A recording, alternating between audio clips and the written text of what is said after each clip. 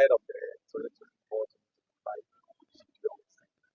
What should we expect from the clubs, the preparation towards the new season?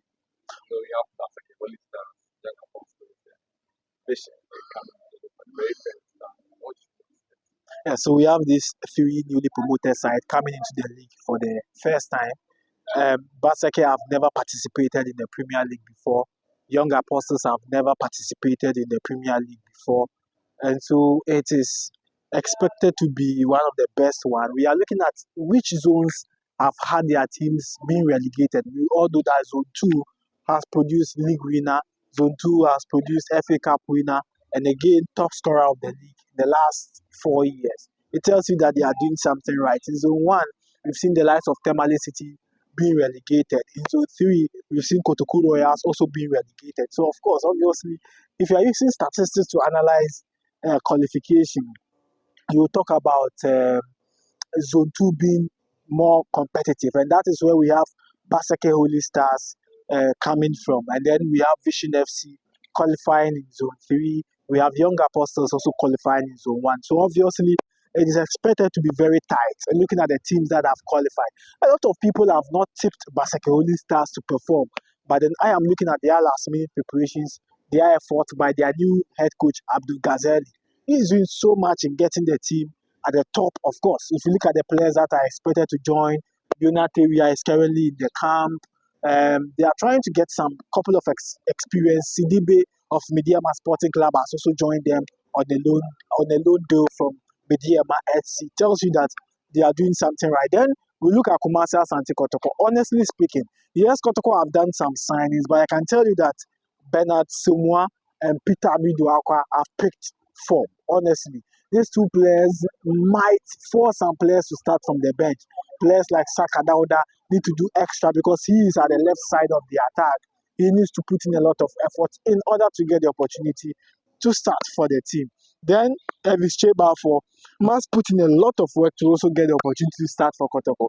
But it is obvious that Emmanuel Entry is one key player the coach will rely on after the exit of Richmond Lamptey. Of course, the coach might rely on Emmanuel Entry because of how he passes, his hard work in the midfield. Aside his passing accuracy, he's one player who is workaholic. So it is obvious that he would also pay attention to him. Then you go to the defense of Kotoko. As for that place, it looks clear that the coach would rely on Patrick Esiedu and then Lord Amwa, because of course a lot of chances have been given to Emmanuel Kote, but he's not been the player that the fans really admire. Though coming from Nsoatreman was the topic of the town. Kote from Tamale City to Nsoatreman, even at Tamale City in the first round of 2021-22, he was a top notch. Then at Nsoatreman in the second round, he was a top notch in the 2021-22. Then the 2022-23, he played only the first round for Nsoatreman, and he was an excellent player. But at Kumasi Asante Kotoko, we've not seen much of him. That is also a big challenge. But then it's getting so interesting. You look at Hartlepool, Asama Boateng free. Now Hartlepool have done a lot of signings. They've signed a lot of strikers. Kasim Cisse is already there. I've not seen him match in the Hartlepool preseason games. I've not seen him matching there. So I don't know whether the coach has really plans for him or the coach already plays with him. Don't forget that the last year's league, it has always been Kasim Cisse and Hamza Issa in the second round.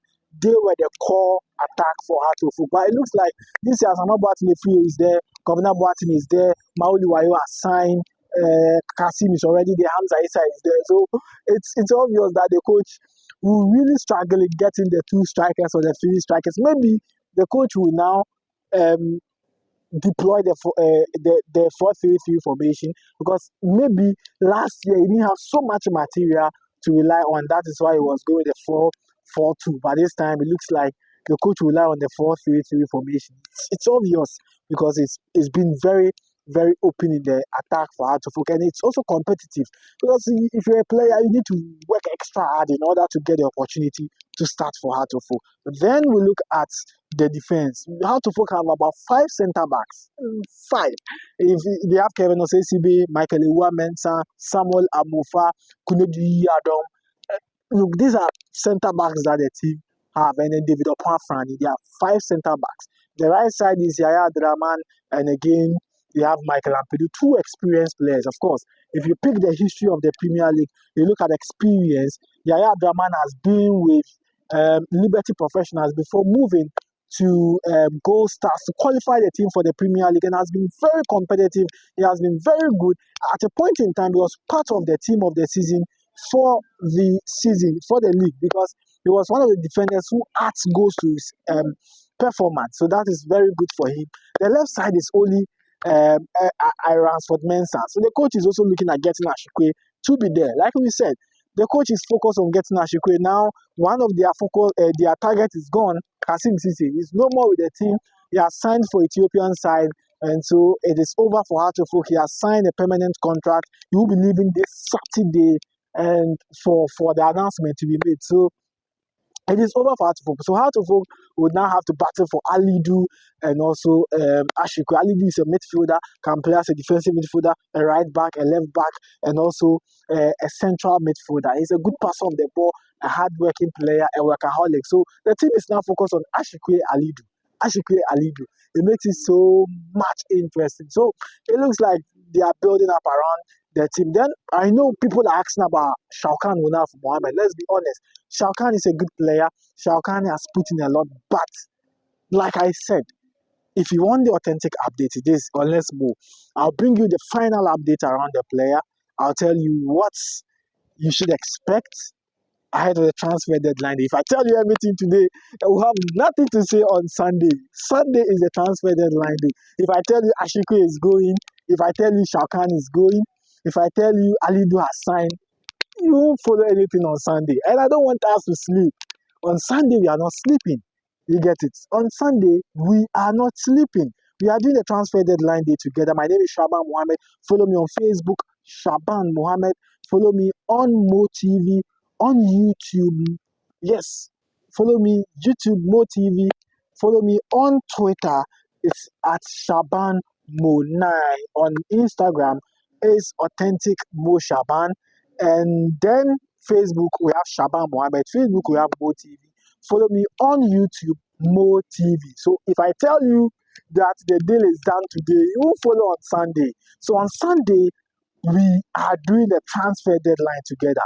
Alidu, Ashikwe, Shaukan. Kasim is over. He has signed for Ethiopian side. It is out, so we can't do anything about it. But the last three, we are going together. This is the transfer deadline day, Ghana football. The focus is to get the attention ahead of the new season. My name is Shaban Mohammed. Thank you for joining MoTV. Thank you for following MoTV. Thank you for following Shaban Mohammed. I'm so much grateful for the follow. It tells me that I'm doing something right. Let's do it together.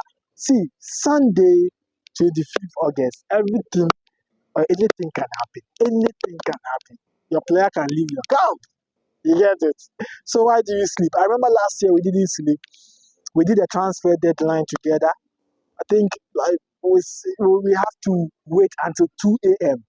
Last 2 seasons the same. The last 4 years it's been transfer deadline. The honest thing is that people shake their page. Mo, give us the update. I'll give you the update. Yeah, cool, Sandy. You are doing it together. Transfer deadline day. Thank you very much for following. You Osei, thank you for the production work. Thank you for the good work. Thank you for always handling the camera and making it super for Ghanaians to enjoy the transfer. Shaban Mohammed is my name. Once again, love you so much.